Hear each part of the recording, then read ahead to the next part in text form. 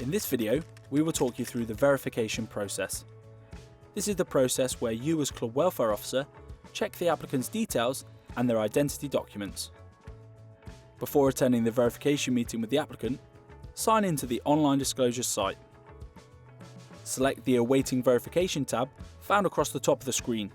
You can then search for your applicant using the search function or by selecting them from the list. If the applicant's name is not showing, they may not be ready to meet with you.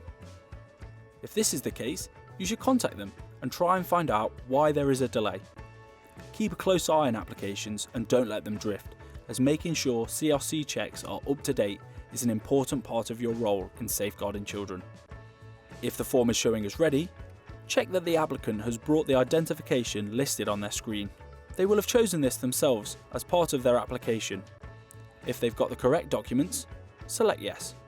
If they've brought different identity documents, select no, and then select the documents that they have brought with them. You should enter the identification details as requested for each particular ID and click accept. You must check that the personal details on screen match those on the ID provided by your applicant. It's important to make sure you see the documents listed. It's only by being sure that you have seen the documents that the police will be able to get an identity match and check the correct records. Never say you have seen something if you haven't. If you spot a mistake in the applicant's personal details during verification, then the application should be rejected.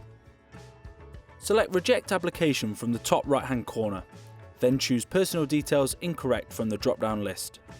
Below, enter the reason the application has been rejected, so your applicant can go away and fix the mistake.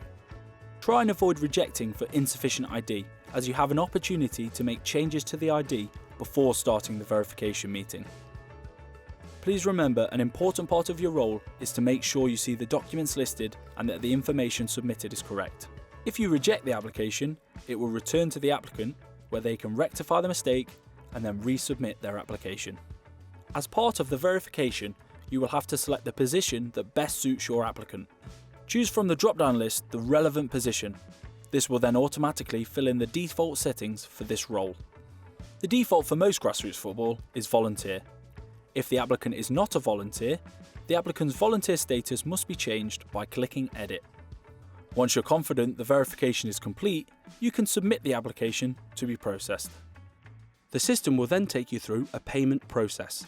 You should select Pay Later, which completes your role as verifier, and the applicant can then log back in and pay.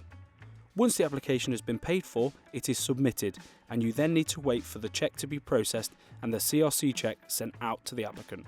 Some CRC checks are returned very quickly, others can take several weeks. This doesn't mean there is a problem, it's just that some checks can take longer than others.